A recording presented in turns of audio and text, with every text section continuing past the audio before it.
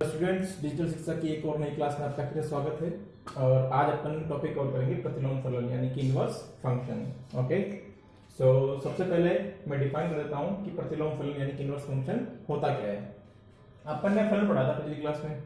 फलन क्या चीज होती है, मैंने बताया था तुमसे कि अगर अपन दो समुच्चय लें, ये मान लो मैंने समुच्चय ए और ये समुच्चय बी लिखा है, सेट ए और ये सेट बी है, तो क्या होता है कि अगर एक फलन सेट ए से सेट बी में डिफाइन करूं, समुच्चय ए समुच्चय बी में डिफाइन करूं, तो इनको अपन कहते हैं प्रांत के अवयव। यानी सेट ए जो है ये अपना हो गया प्रांत, इसके प्रत्येक अवयव का सेट बी में कोई न कोई एक संबंध होता है, यानी कि प्रतिबिंब होता है। इसका प्रतिबिंब ये, इसका प्रतिबिंब ये, इसका प्रतिबिंब ये, इसका प्रतिबिंब ये, इस तरह से इसका प्रतिबिंब ये।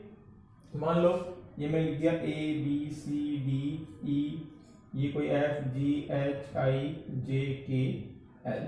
ऑलराइट, तो क्या हुआ कि ए का जो संबंध है अपन ने एफ से किया, बी का संबंध अपन ने जी से किया, सी का एच से किया, डी का आई से किया, ई का के से किया। ये है फंक्शन एफ की डेफिनेशन।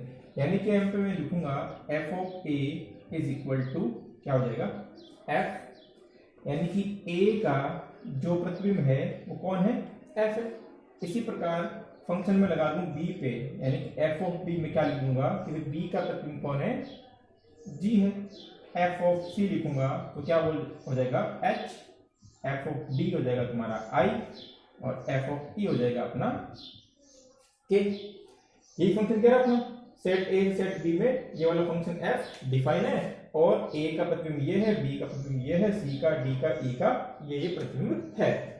अब अगर मैं बात करूं कि एफ का पूर्व प्रतिबिंब कौन सा है, यानी कि इन जो अवयवों के पूर्व प्रतिबिंब कहाँ होंगे, प्रांत में। प्रांत के जो अवयव हैं इनके प्रतिबिंब अपने को कहाँ मिलते हैं, सह प्रांत में। तो सह प्रांत के जो अवयव हैं उनके पूर्व प्रतिबिंब अपने को कहाँ मिलेंगे, प्रांत में। तो इनको दिखाने के लिए जो चीज अपन काम लेंगे वो क्या होगा, देखो मैं लिखूंगा एफ का पूर्व प्रतिबिंब, और पूर्व प्रतिबिंब को दर्शाने के लिए मैं फंक्शन काम दूंगा प्रतिलोम फलन, यानी कि इनवर्स फंक्शन। अगर मैंने इसको f बोला है तो ये वाला जो फंक्शन है तुम्हारा, तो सेट बी से सेट ए में डिफाइन होगा, इसको मैं कहूंगा f इनवर्स। यही कहलाता है तुम्हारा प्रतिलोम फलन, इनवर्स ऑफ ए फंक्शन। अगर ये फलन है f, तो इस फलन का उल्टा इस फलन का प्रतिलोम ये हो जाएगा।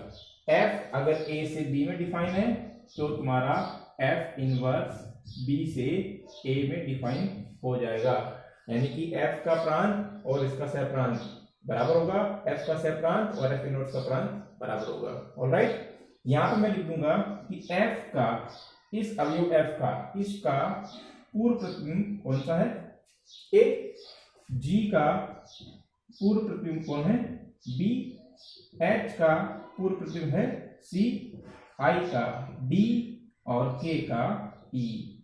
ये है इनवर्स फंक्शन की डेफिनेशन। इनवर्स फंक्शन कब डिफाइन होता है ये बात भी ध्यान रखो। इनवर्स फंक्शन को डिफाइन करने के लिए अपने को मालूम, देखो फंक्शन की डेफिनेशन क्या होती है कि प्रांत के प्रत्येक अवयव का सह प्रांत में केवल एक प्रतिबिंब होना चाहिए।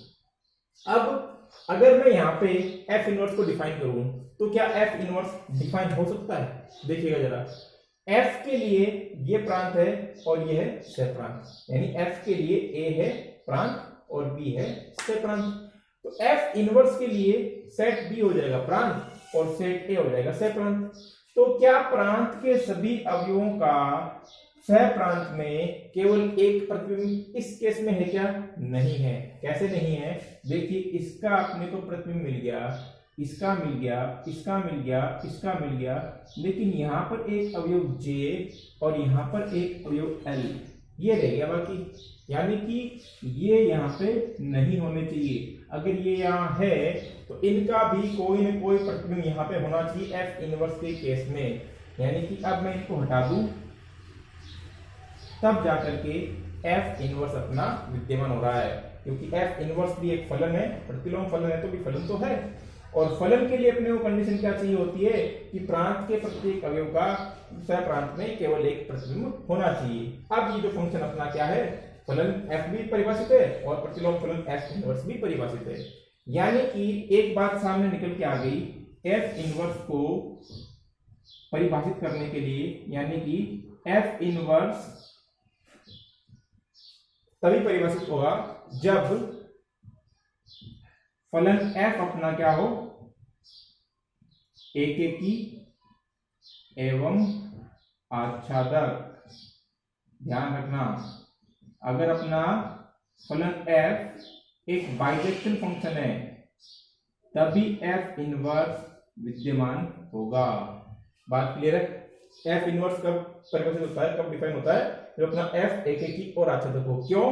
क्योंकि अगर एफ एकेकी नहीं होगा, मान लो ये एकेकी नहीं है, ये इस केस में ए का और बी का एक से रिलेशन हो गया, मान लिया मैंने, ये इस तरह से फलन है, यहाँ पे कुछ अवयव है, इसका रिलेशन इससे, इसका रिलेशन इससे, इसका रिलेशन इससे, इसका रिलेशन इससे, तो एफ तो एक फलन है, एफ को तो मैं फलन कहूंगा क्योंकि यहाँ पे प्रत्येक अवयव का यहाँ पे केवल एक प्रतिबिंब है। परंतु क्या एफ इनवर्स एक फंक्शन है?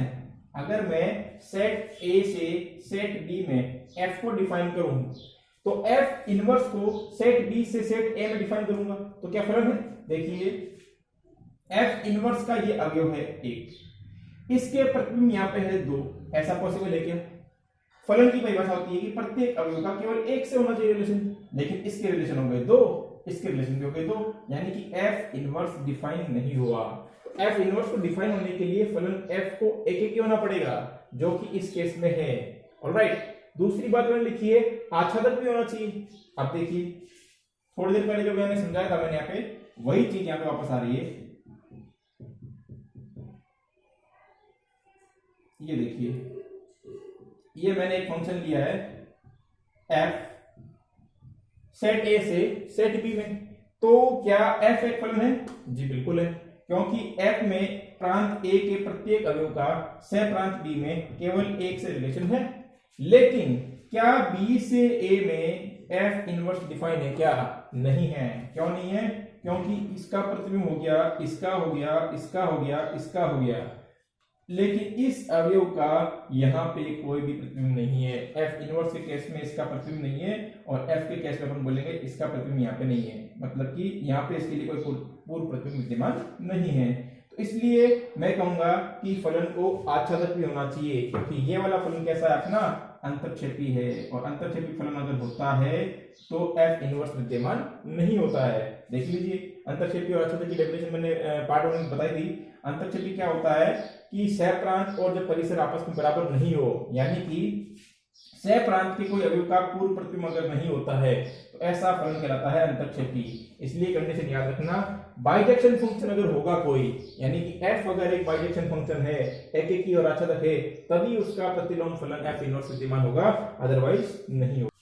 तो दो बातें अपने को क्लियर हो गई यहाँ पे कि यदि कोई फलन एफ किसी सेट ए से बी में डिफाइन हो, और मान लिया इस तरह से डिफाइन है F of A is equal to B, जहां पे ए मैंने कहां से लिया है? ए से, और अपने को बी कहां मिला है? सेट बी में। क्लियर? तब एफ इनवर्स जो फंक्शन है, प्रतिलोम फलन है, वो बी से ए में डिफाइन होगा, यानी कि f inverse b is equal to a हो जाएगा। और एफ इनवर्स तभी विद्यमान होगा जब एफ क्या हो? एकेकी एवं आच्छादक। अगर एफ जो फंक्शन है वो एकेकी एवं आच्छादक है, तभी एफ इनवर्स इस प्रकार विद्यमान होगा, अदरवाइज नहीं होगा। और दूसरी बात, एफ अगर एक एकेकी आच्छादक फलन है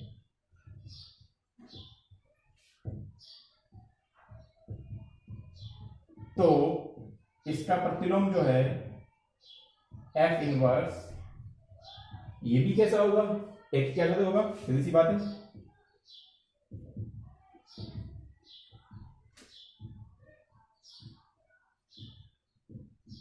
भाई जब फलन एफ ही एक और आच्छादक है, यानी कि यहाँ पे प्रत्येक अवयव का इधर केवल एक प्रतिबिंब है, इस प्रकार से ये हो गया एकेकी और ये हो गया आच्छादक भी।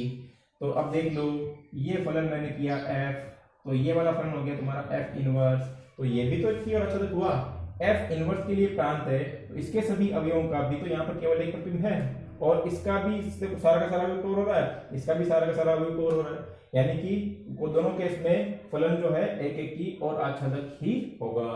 दूसरी बात क्या है कि फलन f का जो प्रांत है और फलन f इनवर्स का जो सह प्रांत है ये आपस में हो जाएगा तुम्हारा बराबर, है ना, क्योंकि f a से b में डिफाइन किया है। अगर f a से b में डिफाइन है तो f inverse b to a define होगा, सीधी सी बात है।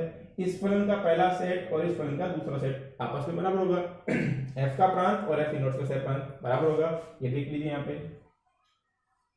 क्लियर। और f का सह प्रांत और f इनवर्स का प्रांत ये भी आपस में बराबर होगा, क्लियर है। तीसरी बात, f अगर एक एकेकी आच्छादक फलन है, f अगर एक एकेकी एवं आच्छादक फलन है, इन शॉर्ट मैं बोल दूंगा बाइजेक्शन फंक्शन है, तो f इनवर्स जो होता है वो एक अद्वितीय फलन होता है। अद्वितीय का मतलब क्या हो गया, यूनिक, ठीक है। f इनवर्स किसी भी एकेकी और आच्छादक फलन f का इनवर्स एक अद्वितीय यानी कि यूनिक फंक्शन होता है। किसी भी एक फलन के दो प्रतिलोम फलन पॉसिबल नहीं है, हो भी नहीं सकते। देखिए यहां पे मैं इन अवयवों को नाम देता हूं 1 2 3 4, इनको मैंने नाम दिया a b c d, ठीक है। तो f ऑफ 1 जो है वो क्या होगा, a, f ऑफ 1 बराबर कितना आ गया a, f ऑफ 2 कितना आ गया b, f ऑफ 3 कितना आ गया c, f ऑफ 4 कितना आ गया d, क्लियर। यानी कि फंक्शन अपना f जो है ये इस तरह से हो गया 1 a 2 b 3 c 4 d। अगर मैं इनवर्स की बात करूं, अगर मैं इनवर्स की बात करूं तो a का रिलेशन किससे हो रहा है, 1 से, a का रिलेशन 1 से, b का किससे हो रहा है 2 से, b का 2 से, c का 3 से, d का 4 से। क्या इस फंक्शन f के लिए इसके अतिरिक्त कोई और इनवर्स फंक्शन हो सकता है क्या? क्या कभी a का रिलेशन 2 से हो सकता है या b का रिलेशन 3 से हो सकता है क्या? नहीं हो सकता, ठीक है ना, क्योंकि अगर f एकेकी और आच्छादक है तब f इनवर्स विद्यमान होगा, और होगा तो भी कैसा होगा, यूनिक होगा, यानी कि ये एक अद्वितीय फलन होगा। डेफिनेशन से एग्जाम में इस तरह के सवाल नहीं पूछते हैं, तुमसे एग्जाम में सवाल सिर्फ इतना ही पूछेगा कि अगर कोई फलन f है तो सिद्ध करो वो एकेकी आच्छादक है, और इस केस में उसका इनवर्स भी निकालो। इस टाइप का सवाल एग्जाम में तुम्हारा आएगा। और या फिर आ सकता है संयुक्त फलन और f इनवर्स दोनों को मिक्स करके, यानी कि कंपोजिट फंक्शन को और इनवर्स फंक्शन दोनों को मिला करके सवाल एग्जाम में तुम्हारा बन सकता है। तीसरी बात कि f अगर एक एकेकी और आच्छादक फलन है तो f ऑफ f इनवर्स और f इनवर्स ऑफ f ये दोनों आइडेंटिटी फंक्शन होंगे, यानी कि ये दोनों क्या होंगे, तत्समक फलन होंगे। इस बात को भी अपने को सिद्ध करने की कोई आवश्यकता नहीं है, ये प्रमेय है और इस प्रमेय को सिद्ध करने की कोई जरूरत नहीं है। एग्जाम में इसे सिद्ध करने के लिए कोई सवाल तुमसे नहीं पूछेगा। और दूसरी बात, f और g दो फलन है और दोनों के दोनों कैसे हैं, एकेकी और आच्छादक। f भी बाइजेक्शन है और g भी क्या है, बाइजेक्शन है। तो g ऑफ f फलन होगा और इसका इनवर्स विद्यमान होगा।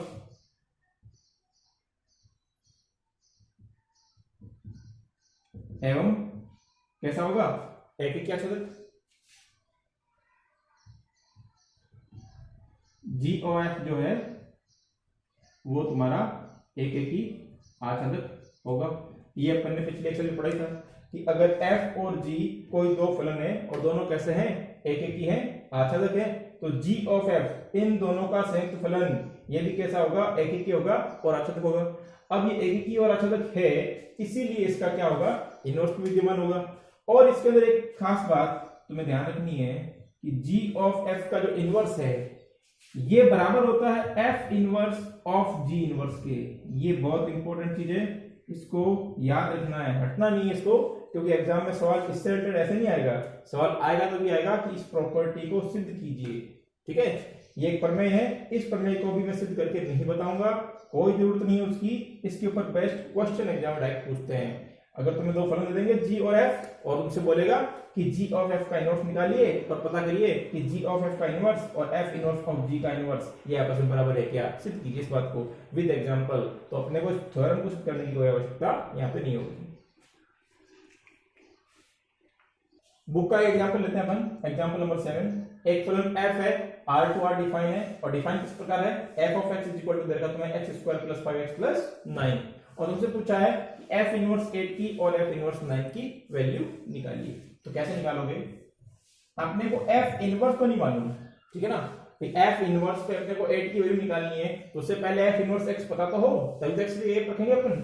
तो मुझे नहीं मालूम f इनवर्स क्या है, लेकिन मुझे इतना तो पता है ना कि f ऑफ x क्या है, ये तो मुझे मालूम है। तो एक काम करते हैं अपन, f इनवर्स फंक्शन को f फलन में कन्वर्ट कर देते हैं। कैसे करेंगे कन्वर्ट, मान लिया इसकी वैल्यू है x, मान लिया मैंने इसकी कोई वैल्यू है x। मैंने थोड़ी देर पहले बताया था कि यदि f of a is equal to b हो, यानी कि a का प्रतिबिंब अगर b है, तो f इनवर्स b बराबर क्या हो जाएगा a, यानी कि f फलन के लिए a का प्रतिबिंब b है, तो इनवर्स फंक्शन के लिए b का प्रतिबिंब कौन हो जाएगा, a हो जाएगा। यानी कि अगर f inverse 8 is equal to x है, तो मैं बोल दूंगा कि f of x is equal to कितना हो जाएगा 8। क्लियर। अब मुझे f ऑफ x फलन क्या है ये पता है, क्या है, x square plus 5x plus 9 बराबर कितना हो गया 8 की, 8 को ले आओ इधर, x स्क्वायर प्लस 5x, 9 में से 8 गया 1 बराबर 0। अब अपने पास इक्वालिटी की क्वेश्चन नोट बनना में, तो इस क्वालिटी क्वेश्चन को सोल्व कैसे करेंगे अपन, x की वैल्यू निकालने के लिए मैं लगा देता हूं क्वाड्रेटिक फॉर्मूला, सीधा जाए सूत्र, minus B plus minus under root B square 5 का square minus 4ac upon 2a, ठीक है, माइनस 5, ये कितना हो गया 25 में 4 गया 21 और बट्टा 2। अब 21 का रूट तो निकलेगा नहीं, तो तुम्हारे x की दो वैल्यू आ गई बस, -5 प्लस अंडर 21 बटा 2 और -5 माइनस अंडर 21 बटा 2, यानी कि f इनवर्स 8 जो है, f इनवर्स 8 इसकी वैल्यू कितनी आ गई मेरे पास, -5 प्लस अंडर 21 बटा 2, एक तो ये माना है, और दूसरा आ गया मेरे पास -5 माइनस अंडर 21 बटा 2। इसी टाइप से f इनवर्स 9 निकालने के लिए भी यही प्रोसीजर फॉलो करोगे, f इनवर्स 9 को x y जो चाहे मान लेना, और उसके बाद में x की वैल्यू जो आए वो निकाल लेना। अब एक सिमिलर क्वेश्चन देखिए, f फलन r से r में डिफाइन है, और f ऑफ x दे रखा तुम्हें x स्क्वायर प्लस 1, तुमसे पूछ रहा है f इनवर्स ऑफ -5 और f इनवर्स ऑफ 26 की वैल्यू क्या करो। अब मैंने थोड़ी देर पहले क्या कहा तुमसे कि f इनवर्स फंक्शन तो अपने को पता है नहीं, तो इसको क्या मान लेते हैं अपन, x मान लेते हैं। x मानने से क्या मिलेगा अपने को, अपने को f ऑफ x मिल जाएगा, कैसे, f गया उधर, मतलब समझाने के लिए बोल रहा हूँ, तो f of x is equal to कितना हो गया, माइनस का 5 हो गया। तो f ऑफ x की वैल्यू अपने को ऑलरेडी पता है, x स्क्वायर प्लस 1 कितना हो जाएगा -5, तो यहाँ से x स्क्वायर कितना निकल जाएगा -5 और 1 जाएगा उधर, तो माइनस का, यानी कि माइनस का 6। तो x की वैल्यू कितनी आ गई, प्लस माइनस अंडर रूट -6। अब अंडर रूट -6 ये क्या चीज है, किसी भी ऋणात्मक संख्या का वर्गमूल क्या होता है, काल्पनिक, क्या होगा ये, एक काल्पनिक संख्या होगी। जबकि x मुझे कहां से लेना है, x क्या है, फलन f का प्रांत, और f का प्रांत क्या है r, यानी कि यहाँ पे r जो है वो है वास्तविक संख्याओं का समुच्चय, और वास्तविक संख्याओं के समुच्चय में -6 का वर्गमूल नहीं आता है, आता है क्या, ये तो काल्पनिक संख्या है, और काल्पनिक संख्या कोई भी वास्तविक नहीं होती है, इसलिए मैं क्या बोल दूंगा कि x की वैल्यू यहाँ पे अपने पास है ही नहीं कोई, क्योंकि ये तो कोई मान निकला ही नहीं, ये तो वास्तविक मान है ही नहीं। क्लियर। तो f इनवर्स -5 वैल्यू कितनी आई, कुछ नहीं आई, कुछ नहीं का मतलब क्या होता है 5, सेट्स में पढ़ रखा है अपन ने 11th क्लास में। इसी टाइप से f इनवर्स 26 इसकी वैल्यू तुम लोग खुद फाइंड कर लोगे, सेम प्रोसीजर फॉलो करना है। बुक का एग्जांपल नंबर 10 देखिए स्टूडेंट्स, एक फलन f अपने को दे रखा है q2 q में डिफाइन, और किस टाइप से डिफाइन है ये, f of x equal to क्या हो जाएगा तुम्हारा 2x, और g फंक्शन डिफाइन दे रखा है q2 q में, और g तुम्हें दे रखा है x प्लस 2। क्लियर है? अब बोल रहा है कि सत्यापित करो g of f inverse is equal to f inverse of g inverse, यानी कि तुमसे अभी जो मैंने प्रॉपर्टियां बोली थी थोड़ी देर पहले, मैंने प्रॉपर्टी बताई थी, उसी को प्रूव करने के लिए कह रहा है। चलो करते हैं। सबसे पहली बात, क्या f इनवर्स विद्यमान है? f इनवर्स विद्यमान कब होगा? जब फलन f कैसा होगा, एकेकी और आच्छादक। तो सबसे पहले अपन यही कर लेते हैं, f को एकेकी और आच्छादक अपन प्रूव कर लेते हैं।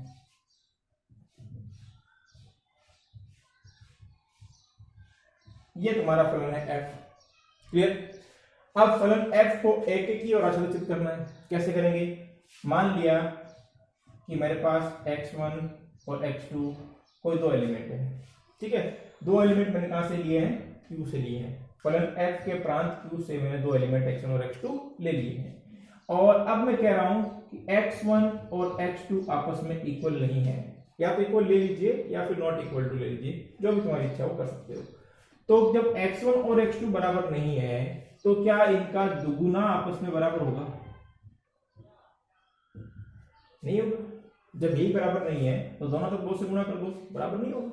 तो 2x1 का मतलब क्या हो गया? 2x1 का मतलब हो गया f ऑफ x1, और 2x2 का मतलब क्या हो गया? f of x2। ये भी आपस में बराबर नहीं हुए।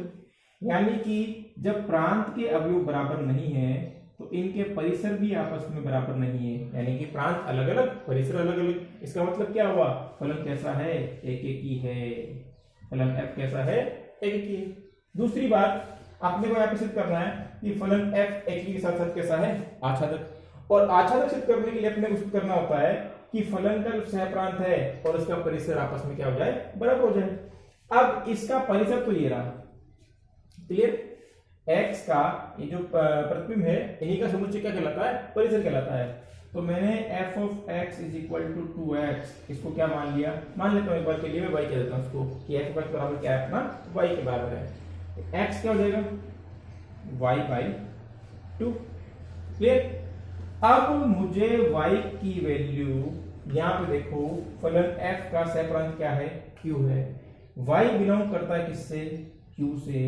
अगर मैं y को एक परिमेय संख्या लूं, 1 2 3 4 1/4 5/4 -7/5 कुछ भी लूं, तो x की वैल्यू कैसी आएगी?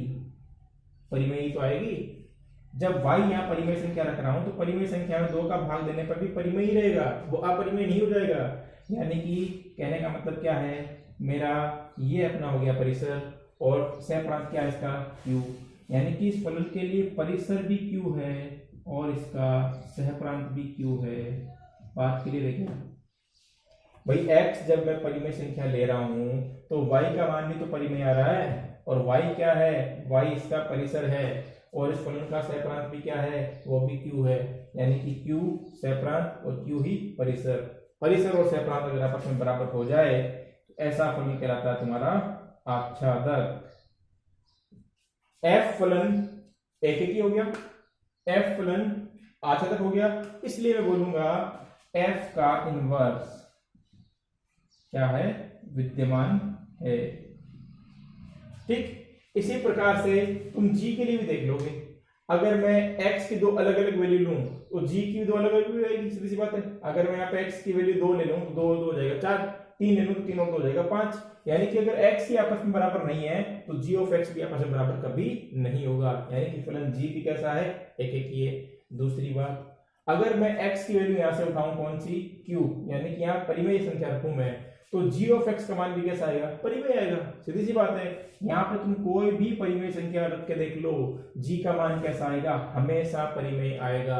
यानी कि g क्या है? परिसर, और परिसर परिमेय, सहप्रांत भी परिमेय, यानी कि g फलन भी कैसा है? इनवर्स है। यानी कि सॉरी, g फलन कैसा है?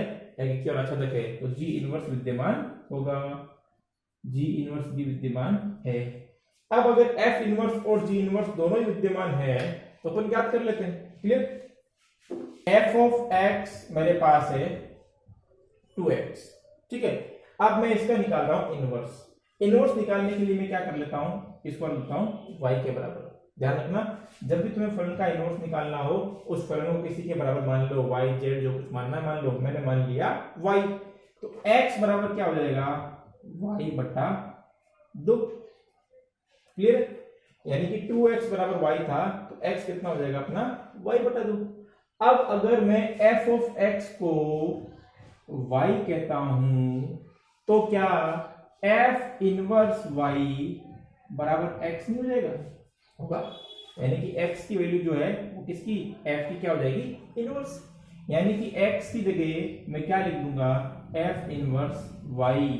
ये कितना आ गया मेरा, y बटा 2 निकल गया f का इनवर्स। लेकिन ये किसकी फॉर्म में है, y की फॉर्म में है, तो इसको x की फॉर्म में कन्वर्ट करना है, कन्वर्ट कर दो, y की जगह वापस x लिख दो, तो कितना आ जाएगा, x बटा 2।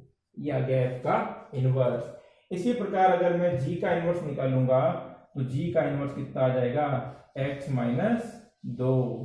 क्लियर है, सीधा अगर तुम देखना चाहो तो कैसे देखोगे, क्योंकि यहाँ पे क्या है, x का दुगुना है। अगर फलन f में x का दुगुना कर रहा है तो इनवर्स में क्या करेगा, आधा करेगा, सीधी सी बात है। तो यहाँ पे x रखना है अपने को, बाकी सारा कुछ उधर भेजना है। 2 कहां जाएगा, बट्टे में जाएगा, यानी कि वैल्यू जाएगी इसकी x बटा 2। g अपने को दे रखा है x प्लस 2 और g का इनवर्स पूछा है, भाई इसमें क्या किया, x में 2 जोड़ दिया, तो इनवर्स में क्या कर लो, x में 2 घटा दो, बस बात खत्म। ये चीज है, लेकिन अपने को एग्जाम में पूरा प्रोसीजर के साथ में ऐसे लिखना होगा। अब मुझे प्रूव करना है कि g ऑफ f का इनवर्स और f of inverse of g of inverse ये आपस में बराबर है। तो मेरे पास f इनवर्स ये पड़ा, g इनवर्स ये पड़ा, तो क्या मैं f inverse of g inverse निकाल सकता हूं क्या, बिल्कुल निकाल सकता हूं। 1.1 एक्सरसाइज में अपन ने देखा था ये। तो f inverse of g inverse के लिए सबसे पहले मैं सॉल्व करूंगा g इनवर्स को। तो g इनवर्स की वैल्यू मेरे पास कितनी आ जाएगी, x माइनस 2। ये वैल्यू कहाँ रखनी है, f इनवर्स में। f इनवर्स क्या कहता है, x का आधा कर दो, तो x माइनस 2 का अपन कर देंगे आधा। ये आ गई मेरी इक्वेशन नंबर 1, यानी कि f inverse of g inverse अपन ने निकाल लिया। दूसरी बात, g ऑफ f का इनवर्स चाहिए, तो सबसे पहले g ऑफ f तो पता हो। देखो फलन f ये रहा, फलन ये g रहा, दोनों फलन कैसे हैं, एक एक ही और आच्छादक है। तो सीधी सी बात है, इन दोनों का संयुक्त फलन अपन निकाल सकते हैं। कैसे निकालेंगे, g ऑफ f x बराबर g ऑफ fx, और fx की वैल्यू कितनी है 2x, और इसके ऊपर g लगा दो, g क्या करता है 2 जोड़ता है, तो ये लगा दिया मैंने प्लस 2। अब ये मेरे पास आया g ऑफ f। क्या ये वाला फलन एक ही क्या आच्छादक है, बिल्कुल है। g ऑफ f कहां से कहां डिफाइन होगा, भाई g ऑफ f डिफाइन होगा तुम्हारा q से q में। क्लियर है, क्योंकि इसका प्रांत से प्रांत बराबर है q टू q, ये पता है अपने को। अब देखो g ऑफ f q से q में डिफाइन है। अगर मैं यहाँ पर x की अलग अलग दो परिमेय वैल्यू लूं तो क्या g ऑफ f की वैल्यू सेम आ सकती है क्या, नहीं आ सकती। यानी अगर x का मान अलग अलग लूंगा तो g ऑफ f का मान भी अलग अलग आएगा, फलन कैसा होगा, एक एक ही होगा। दूसरी बात, अगर x की वैल्यू में परिमेय ले रहा हूं तो g ऑफ f की जो वैल्यू आएगी, यानी परिमेय संख्या गुणा 2 प्लस 2, ये भी क्या रहेगी, परिमेय। यानी कि फलन का परिसर और फलन का सेप्रांत बराबर, यानी कि फलन कैसा है, एक एक ही आच्छादक। ये सारी बातें तुम्हें एग्जाम के अंदर लिखनी है, ठीक है। और ध्यान रखना, जब भी इस टाइप के सवाल आएंगे, ज्यादातर केसेस में, लगभग सारे केसेस में फलन जो है एक एक ही और आच्छादक होगा ही होगा। अगर तुम्हें इनवर्स निकालने के लिए बोला है तो वो क्या आच्छादक होगा ही होगा, ध्यान रखना। g ऑफ f क्या है, एक एक ही एवं आच्छादक है, और अगर ये एक एक ही एवं आच्छादक है तो g ऑफ f का इनवर्स जो है वो क्या होगा, विद्यमान होगा। और विद्यमान अगर होगा तो कैसे निकालेंगे, कैसे निकालेंगे साहब, निकालो। g ऑफ f x बराबर क्या है फिर तुम्हारा 2x प्लस 2, मैंने ले लिया बराबर क्या है y। तो यहां से x की वैल्यू कितनी आ जाएगी, y माइनस 2 अपॉन 2। और ये x क्या है, जब g ऑफ f x बराबर y है, x बराबर क्या हो जाएगा, g of f inverse y होगा कि नहीं होगा। तो बस रख दो x की जगह, g of f inverse y बराबर कितना, y माइनस 2 बटा 2। अपने पास सारा कुछ x की फॉर्म में है तो x की फॉर्म में कन्वर्ट कर लो, y की जगह वापस लिख दो, g of f inverse y की जगह लिखा x माइनस 2/2, इक्वेशन नंबर 2। समीकरण नंबर 1 और 2 से अपन देख सकते हैं कि g ऑफ f का इनवर्स और f इनवर्स ऑफ g का इनवर्स आपस में कैसा है, बराबर है। यही प्रॉपर्टी थी जो अपने को सिद्ध करनी थी और मैंने तुमसे कहा था इस प्रमेय को अलग सिद्ध करने की जरूरत नहीं है, एग्जाम में सवाल इस तरह से पूछा जाएगा अगर पूछता है तो, अदरवाइज आने की कोई संभावना वैसे भी नहीं है, इस तरह का सवाल एग्जाम में नहीं आता है ज्यादातर। तो अब आते हैं अपन एक्सरसाइज 1.2 के क्वेश्चंस पे। 1.2 के शुरुआती जो क्वेश्चन है 1 2 3 सिंपल है, आप लोग कैलकुलेट करें आराम से। फोर्थ क्वेश्चन देखिए क्या बोल रहा है, एक सेट है A जिसमें 1 2 3 और 4 ये एलिमेंट्स है, एक सेट है B जिसमें 3 5 7 और 9 ये एलिमेंट्स है, और एक सेट है C जिसमें 7 23 47 29 ये एलिमेंट्स है। अब दो फंक्शन इसे डिफाइन किया है, f तो a टू b, a से b में परिभाषित है f of x equal to 2x plus 1, और g जो फंक्शन है b टू c डिफाइन है, और डिफाइन कैसे है x स्क्वायर माइनस 2 इस तरह से। अब तुम्हें निकालना है g ऑफ f का इनवर्स और f inverse of g inverse, तो वो भी कभी युग्मों के रूप में। तो सबसे पहली बात अपन क्या कर लेते हैं, एक तो g ऑफ f निकालना पड़ेगा, उसका करेंगे अपन इनवर्स, f का इनवर्स निकालना पड़ेगा, g का इनवर्स निकालना पड़ेगा, और फिर इन दोनों का अपन करेंगे ऑफ यानी कि संयोजन करना पड़ेगा। तो सबसे पहली बात यह है कि ये रहा अपना f, क्या फंक्शन f एक की ओर अच्छा है, बिल्कुल है। अगर मैं यहाँ से x की वैल्यू उठा के रखूं तो मेरे को f ऑफ x की अलग अलग वैल्यू मिलेगी। देख लो x की सबसे पहले अपन वैल्यू लेते हैं एक, तो f ऑफ 1 क्या मिल जाएगा मेरे को, 2 गुना 1 प्लस 1 2 और 1 3। फिर x की वैल्यू मैं लेता हूँ तो f ऑफ 2 मेरे को मिल जाएगा 2 गुना 2 प्लस 1 4 और 1 5। फिर मैं लेता हूँ x की वैल्यू 3, तो f ऑफ 3 मेरे को क्या मिल जाएगा 2 गुना 3 प्लस 1 6 और 1 7, और लास्ट में x की वैल्यू लेता हूं 4, तो मेरे को f ऑफ 4 क्या मिल जाएगा 2 गुना 4 प्लस 1 यानी कि 4 8 और 1 9।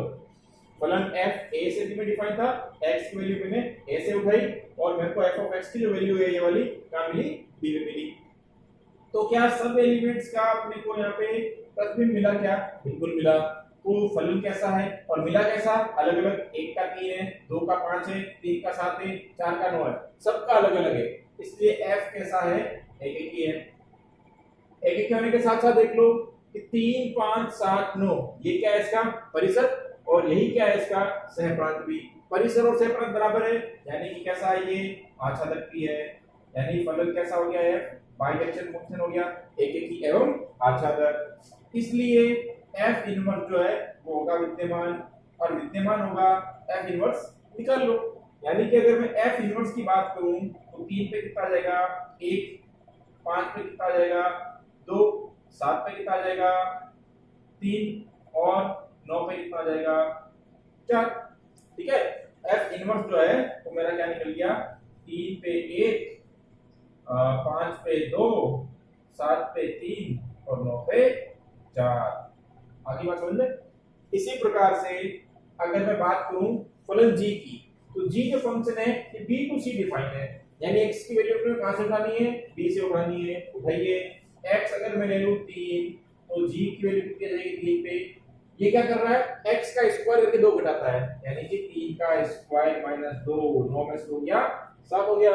x की वैल्यू फिर ले लो तुम 5, फिर ले लो तुम 7, और लास्ट में ले लो 9। तो हर केस में अपने को g की वैल्यू अलग अलग मिलती जाएगी, निकाल लो। 5 पे निकाल जाएगा 5 स्क्वायर माइनस 2 23, 7 में जाएगा 7 स्क्वायर माइनस 2 47, 9 स्क्वायर माइनस 2 क्या होना चाहिए 79 होना चाहिए। हाँ ठीक है, तो अब यहाँ पर भी देख सकते हैं अपन कि हर एक अवयव का एक अलग अलग प्रतिबिंब है, यानी कि जी फलन भी अपना कैसा है एक एक ही एवं आच्छादक। एक एक ही आच्छादक है, इसीलिए अपन बोल देंगे कि जी का इनवर्स भी विद्यमान है, इसलिए जी का इनवर्स भी विद्यमान होगा। और जी का इनवर्स विद्यमान है तो कैसे, जी इनवर्स 7 कितना 3, जी इनवर्स 23 कितना 5, जी इनवर्स 47 कितना 7, और जी इनवर्स 79 कितना 9। तो ये आ गया अपना जी का इनवर्स 7 पे 3, 23 पे 5, 47 पे 7 और 79 पे 9। अब F इनवर्स और G इनवर्स दोनों निकल गए। F इनवर्स जो है ये अपना विद्यमान होगा कहां से कहां, F अगर A टू B है तो F इनवर्स होगा तुम्हारा B टू A। G तुम्हारा फलन जो है B से C में डिफाइन है तो G इनवर्स जो है वो कहां से कहां हो जाएगा, C टू B में डिफाइन। F इनवर्स का प्रांत G इनवर्स का सह प्रांत बराबर है, इसलिए मैं बोलूंगा कि F inverse of G inverse विद्यमान होगा और कहां से कहां, A से C में, सॉरी C टू A में, C से A में। क्लियर है, ये बात अपन ने कल की थी। अब F inverse of G inverse मुझे निकालना है। इसके लिए मुझे प्रांत के मान कहां से उठाने हैं, C से, यानी कि x का मान मेरे को क्या लेना है, 7, 23, 47 और 69। तो सॉरी 79, 7, 23, 47 और लास्ट में आ गया अपना 79। इसके ऊपर मेरे को क्या निकालना है, F inverse of G inverse निकालना है। तो सबसे पहले मैं यहाँ पर देखो डायरेक्ट लिख रहा हूं, तो एग्जाम में पूरा लिखना। G इनवर्स 7 पे जो वैल्यू आएगी उस पे लगाना है F इनवर्स। तो G इनवर्स 7 पे वैल्यू कितनी है, 3, इसके ऊपर F इनवर्स कितना है, 1, यानी कितना हो गया 1। G इनवर्स 23 पे कितना है, 5, तो 5 पे कितना है 2, तो ये 2 हो गया। इसी प्रकार 47 पे 7, 7 पे 3, 3, 79 पे 9, 9 पे 4, तो ये तुम्हारा आ गया F inverse of G inverse. यानी कि F inverse of G inverse को मैं क्या लिखूंगा, 7 पे 1, 23 पे 2, 47 पे 3 और 79 पे हो गया तुम्हारा 4। क्लियर बात। अब अपन दूसरी बात करते हैं G ऑफ F इनवर्स की। तो सबसे पहले देख लो G ऑफ F डिफाइन होगा कि नहीं होगा। F मेरा A से B में डिफाइन है और G मेरा किसमें, B से C में डिफाइन है। तो जब F का सह प्रांत और G का प्रांत बराबर है, G का देखो प्रांत पहले का पहला, दूसरे का दूसरा, यानी कि G ऑफ F डिफाइन होगा। कहां से कहां डिफाइन होगा, A से C में डिफाइन होगा। क्लियर है। तो G ऑफ F निकाल लूं मैं और फिर उसको कर दूंगा मैं इनवर्स। तो G ऑफ F, अब ये A से C में डिफाइन है तो इसका जो प्रांत है A, यानी कि मेरे को x की वैल्यू क्या लेनी है, 1, 2, 3 और 4, 1, 2, 3 और 4। अब देखिए G f of 1, G f of 2, G f of 3, G f of 4। अभी अपन ने f of 1, 2, 3 और 4 की वैल्यू निकाली। f of 1 की जो वैल्यू है वो कितनी आ रही थी, 3, f of 2 की वैल्यू कितनी आ रही थी, 5, इसकी वैल्यू 7 और इसकी वैल्यू कितनी आ रही थी, 9। क्लियर। और उसी में देखो g of 3 की वैल्यू अपन ने कितनी निकाली, 7, इसकी 23, इसकी 47 और इसकी 79। यानी कि g of f मेरे पास जो फंक्शन है वो क्या आ गया, 1 का 7, 2 का 23, 3 का 47 और 4 पे 79। अगर ये G ऑफ F है तो सीधी सी बात है ये एक एक क्या सदस्य फलन है और इसका इनवर्स विद्यमान होगा। अब ये की क्या सदस्य क्यों, देख लो A से C में डिफाइन था फलन है G ऑफ F। अब A क्या है, 1, 2, 3, 4, तो 1 का, 2 का, 3 का, 4 का सबका प्रतिबिंब है और कैसा है, अलग अलग है, इसलिए G ऑफ F कैसा होगा, एक एक ही होगा। साथ ही साथ देख लो इसका सह प्रांत है C, C में 7, 23, 47 और 79, 7, 23, 47 और 79, पूरा का पूरा सह प्रांत कवर हो गया अपने किसमें, परिसर में। परिसर और सह प्रांत बराबर यानी कि फलन कैसा, आच्छादक। तो अब मैं बोलूंगा G ऑफ F का जो इनवर्स है वो विद्यमान है, क्योंकि G ऑफ F कैसा है, बाइजेक्शन फंक्शन है। ठीक है। और G ऑफ F का जो इनवर्स है वो कहां से कहां डिफाइन हो जाएगा, C से A में। और G ऑफ F इनवर्स को अगर मैं लिखूं कैसे लिखूंगा, उल्टा कर दो इसका, 7 का 1, 23 पे 2, 47 पे 3 और 79 पे 4। इक्वेशन नंबर 1 और 2 को मैच कर लीजिए, बराबर आ रहा है कि नहीं आ रहा, यही तो प्रॉपर्टी है। अगला सवाल देखिए, एक फंक्शन f r से r में डिफाइन है f of x ax plus b करके। यहाँ पे a जो है वो 0 के बराबर नहीं है, 0 के अलावा a का सब मान यहाँ पे संभव है। f इनवर्स निकालना है और f को a के आच्छादक अपने को सिद्ध करना है। तो सबसे पहली बात अपन देख लेते हैं f a की और आच्छादक कैसे होगा। f of x है ax plus b, x की वैल्यू मेरे को लेनी है रियल। अब मुझे बताइए कि जब मैं x का यहाँ पे रियल मान रखूंगा, कोई भी वास्तविक मान रखूंगा, तो उसको a से गुणा करके और b जोड़ने पर f of x का जो मान आएगा वो कभी भी सेम आएगा क्या? नहीं आएगा। हर मान के लिए f of x का मान क्या आएगा? अलग अलग आएगा। यानी कि अगर मैं x1 और x2 कोई भी दो एलिमेंट ले लूं प्रांत r से, और अगर मैं कह दूं कि x1 और x2 बराबर नहीं है, तो इनको a से गुणा करने पर, जो कि एक अशून्य मान है, 0 के बराबर नहीं है, अगर ये 0 होता तो फिर बराबर हो सकता था, लेकिन यहाँ पर ये 0 के बराबर नहीं है, इसलिए मैं बोलूंगा कि a से गुणा करने पर कोई फर्क नहीं पड़ेगा। b जोड़ने पर कोई फर्क पड़ेगा क्या? b जोड़ने पर भी कोई फर्क नहीं पड़ेगा। यानी कि x1 और x2 बराबर नहीं है, तो इनके प्रतिबिंब यानी ax1 b और ax2 b, ये क्या हो गया? f of x1 और ये क्या हो गया? f of x2, ये भी आपस में बराबर नहीं है। नॉट इक्वल टू से नॉट इक्वल टू वापस आया, यानी कि हर एक एलिमेंट का अलग अलग प्रतिबिंब से प्रांत में है, इसलिए मैं बोल दूंगा f कैसा है? एक की फलन है। ये सब अपन क्लास में पढ़ चुके हैं ऑलरेडी। अब बात करता हूं मैं कि ये फलन आच्छादक कैसे होगा। तो देखो f of x मेरे पास क्या है? ax b। जब भी तुम्हें आच्छादक सिद्ध करना हो तो क्या कर लो? इसका परिसर निकाल लो।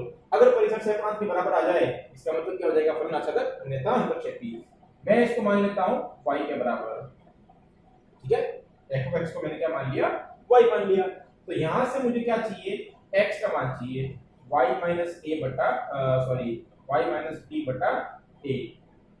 अब एक बात बताओ, a नॉट इक्वल टू 0 है, a का मान 0 के बराबर नहीं है, 0 के अलावा कोई मान मैं यहाँ रख दूं तो क्या x की वैल्यू हमेशा रियल रहेगी? अगर मैं यहाँ पे a बराबर 0 नहीं लेकर के कोई भी मान रखूं और y की वैल्यू मैं लूं रियल, y का कोई भी मान ऐसा नहीं है जो यहाँ रखने पर x का मान काल्पनिक होता हो या अपरिभाषित होता हो। यानी मैं बोल दूंगा कि y अगर मैं रियल नंबर लूं तो x क्या आएगा? रियल नंबर ही आएगा। क्लियर है? a बराबर नॉट 0 पे, ठीक है ना? a नॉट इक्वल टू 0 पे अगर y मैं रियल लूं, x भी कैसा रहेगा? रियल रहेगा। और x मुझे रियल ही रखना है क्योंकि मेरा प्रांत क्या है? Real number. अब y क्या होता है? परिसर। अब परिसर मेरा कितना आया? r, और इसका सहप्रांत भी क्या है? r। तो परिसर सहप्रांत के अगर बराबर होता है तो ऐसा फलन क्या कहलाता है? आच्छादक कहलाता है। यानी कि f कैसा है? आच्छादक है। अब f एकेकी भी है, f आच्छादक भी है। अगर कोई फलन एकेकी और आच्छादक हो तो क्या होता है? उसका इनवर्स विद्यमान होता है। और अगर f का इनवर्स विद्यमान है तो ज्ञात कर लो। ज्ञात करने का तरीका क्या है? यही, ये देखो जो मैंने यहाँ लिखा है। f of x को अपन क्या लेते हैं? y के बराबर लेते हैं। f of x को मैंने y के बराबर लिया, x क्या आ गया?